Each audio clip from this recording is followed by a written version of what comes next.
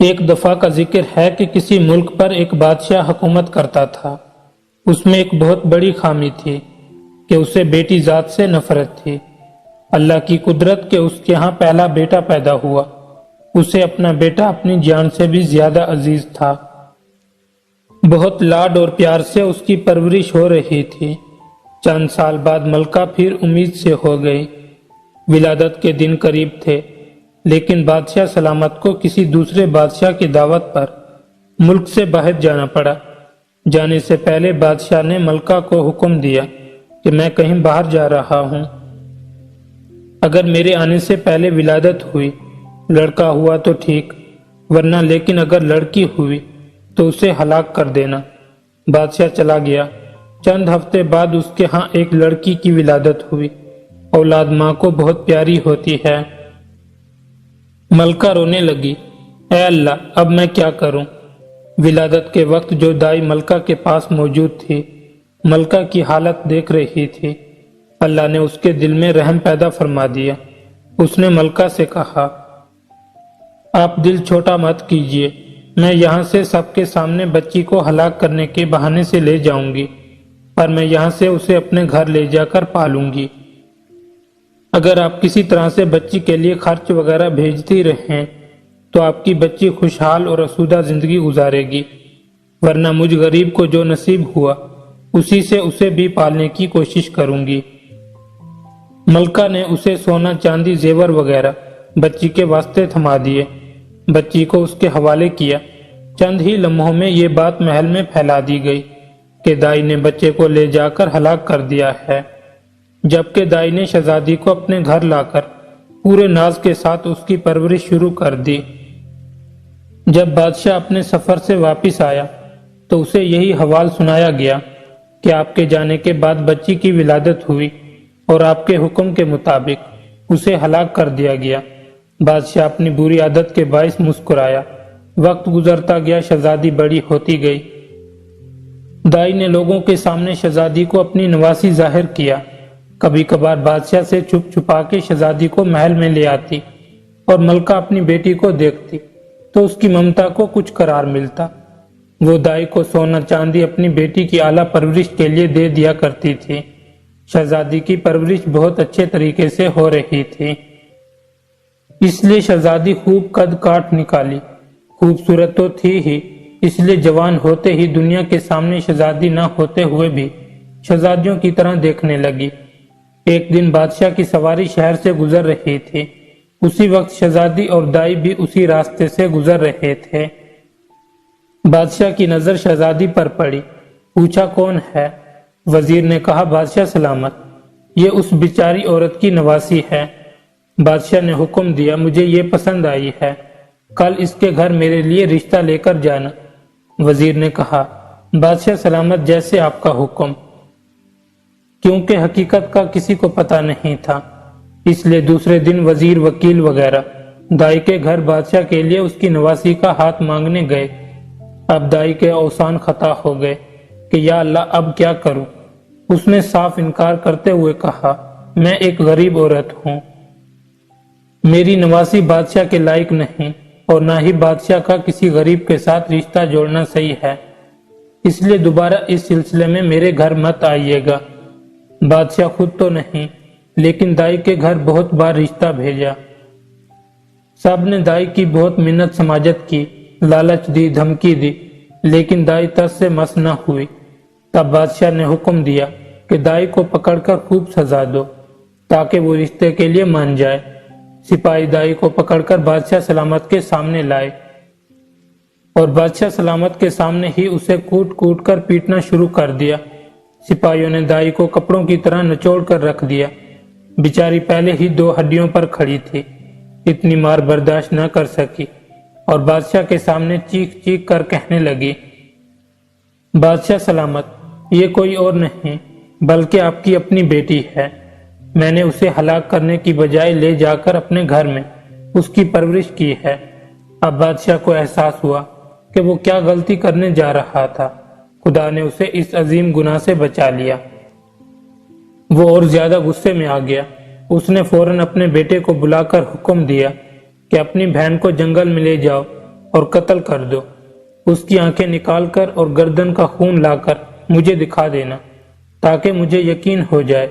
شہزادہ بہت پریشان ہوا کہ وہ کیسے اپنے ہاتھوں سے اپنی بہن کو قتل کر دے۔ اسے کسی صورت یہ گوارا نہ تھا، اگرچہ اسے اپنی بہن کے متعلق اب معلوم ہوا، لیکن اسے پتا تھا کہ بادشاہ ہر صورت اپنی بیٹی کو ہلاک کرنا چاہتا ہے۔ اگر اس نے شہزادی کو قتل نہیں کیا تو بادشاہ دونوں کو ہلاک کر دے گا۔ مجبور ہو کر اس نے اپنی بہن کو ساتھ لیا اور جنگل کی طرف چل پڑا۔ جب دونوں جنگل پہنچ گئے تو بھائی کی محبت بہن کے لیے جوش میں آ گئی۔ اس نے اپنی بہن سے کہا، میں کسی بھی صورت تمہیں اپنے ہاتھوں سے قتل نہیں کر سکتا، میں تمہیں یہیں چھوڑ دیتا ہوں۔ آگے تمہاری قسمت کہ تمہیں درندے کھا جائیں یا پھر تم بچ کر کہیں اور نکل جاؤ۔ لیکن بہن نے بھائی کا ہاتھ پکڑ کر کہا، نہیں بھائی، تم مجھے مار دو، میری آنکھیں اور خون لے جا کر باپ کو دکھاؤ، نہیں تو وہ تمہیں مار دے گا، جو مجھے کسی صورت گوارا نہیں۔ دونوں بھائی بہن ایک دوسرے کے گلے لگ کر رو پڑے۔ آخر کسی طرح بھائی نے بہن کو منا لیا۔ شہزادی آنسو بہاتے ہوئے گھنے جنگل کی طرف جانے لگی۔ آخری بار پلٹ کر بھائی کو دیکھا اور جنگل میں گھس گئی۔ اس کے بعد شہزادے نے ایک ہرن کا شکار کیا، اس کی گردن کا خون اور آنکھیں نکالی اور محل واپس آ کر بادشاہ کے سامنے پیش کر دی۔ بادشاہ نے ایک آئینہ منگوایا، اس میں ان آنکھوں کو اور اپنی آنکھوں کو غور سے دیکھا۔ جب اس کو یقین ہو گیا کہ آنکھوں کا رنگ ایک ہی ہے، تب اسے تسلی ہوئی۔ دوسری طرف ملکہ کا رو رو کر برا حال تھا۔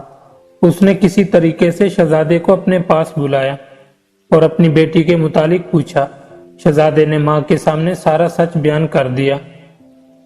ملکہ نے منہ آسمان کی طرف کر کے ہاتھ بلند کیے اور اپنی بیٹی کے لیے دعا مانگی کہ اے اللہ، میری بیٹی کی حفاظت فرما، اسے اپنے حفظ و امان میں رکھ۔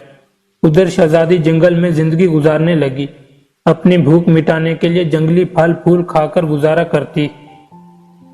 وقت گزرتا گیا، جھاڑیوں کانٹوں سے الجھ کر اس کے کپڑے تار تار ہو گئے۔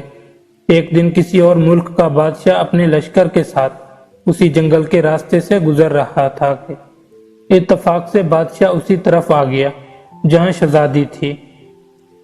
شہزادی نے جب گھوڑے کے قدموں کی آہٹ سنی تو جلدی سے ایک گھنے درخت پر چڑھ گئی۔ ادھر بادشاہ بھی اسی درخت کے نیچے آ کر ٹھہر گیا۔ درخت گھنا اور سایہ دار تھا۔ بادشاہ نے ایک طرف اپنے گھوڑے کو باندھا اور درخت کے نیچے کچھ دیر کے لیے آرام کی خاطر لیٹ گیا۔ چونکہ اس کا منہ آسمان کی طرف تھا، اس کی نظر درخت کے گھنے پتوں پر پوشیدہ کسی چیز پر پڑی۔ بادشاہ اچھل کر کھڑا ہو گیا اور بلند آواز میں کہنے لگا، اے اللہ کی مخلوق، کیا تم کوئی پری ہو، فرشتہ ہو یا جن ہو یا پھر کوئی انسان ہو؟ جو بھی ہو اپنے آپ کو ظاہر کرو، میں تمہیں کوئی نقصان نہیں پہنچاؤں گا۔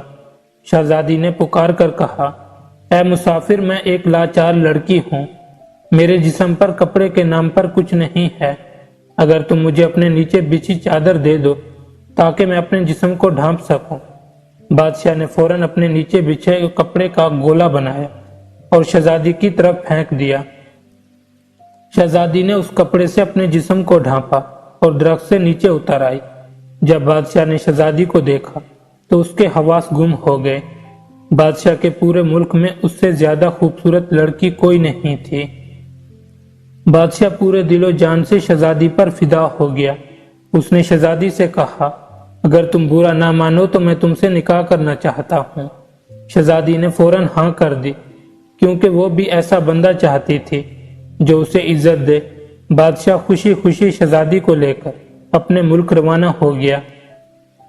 اپنے ملک پہنچتے ہی بادشاہ پہلے وزیر کے گھر پہنچا اور اس سے کہا کہ ایسا سمجھو کہ یہ تمہاری بیٹی ہے، میں کل تم سے اس کا رشتہ مانگنے آؤں گا اور نکاح کر کے اپنی امانت یہاں سے اپنے ساتھ لے جاؤں گا۔ وزیر نے کہا، بادشاہ سلامت، آپ پوری طرح تسلی رکھیے، یہ آپ کی امانت ہے اور میری بیٹی، جب آپ کا دل کرے اسے بیاہ کر لے جائیں۔ اگلے دن وکیل اور قاضی بادشاہ کا رشتہ لے کر وزیر کے گھر پہنچے۔ وزیر نے رشتے کے لیے ہاں کر دی۔ ایک دو دن میں منگنی ہو گئی۔ بادشاہ شہزادی کے عشق میں سب کچھ بھول چکا تھا۔ جلد ہی شادی کا نیوتا بھیجا اور شہزادی کو بیاہ کر محل لے آیا۔ بادشاہ اور شہزادی دونوں اپنی شادی سے بہت خوش تھے۔ اس دوران بادشاہ نے شہزادی سے اس کے متعلق کچھ نہ پوچھا۔ چند سال بعد ان کے ہاں بیٹے کی ولادت ہوئی۔ بادشاہ بہت خوش تھا۔ اس نے شہزادی سے جواب ملکہ بن چکی تھی کہا، اب جب کہ اللہ تعالیٰ نے ہم دونوں کو اولاد نرینہ سے نوازا ہے، تم اب ایک بیٹے کی ماں بن گئی ہو۔ اب مجھے بتاؤ کہ تم کون ہو، کس کی بیٹی ہو اور تمہارا تعلق کہاں سے ہے؟ شہزادی نے کسی طریقے سے بات کو ٹال دیا۔ وقت گزرتا چلا گیا۔ بادشاہ کے ہاں دوسرے بیٹے کی ولادت ہوئی۔ بادشاہ نے پھر اپنا سوال دہرایا۔ شہزادی نے پھر بادشاہ کو ٹال دیا۔ جب تیسرے بیٹے کی ولادت ہوئی تو اس موقع پر بادشاہ نے شہزادی کی حقیقت معلوم کرنے کے لیے بہت دباؤ ڈالا۔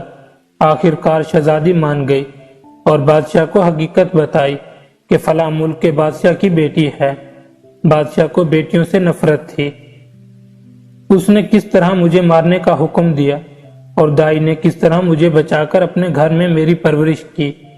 بادشاہ نے کس طرح مجھے دیکھا، پھر کس طرح میرے بھائی کے حوالے کر کے قتل کرنے کا حکم دیا۔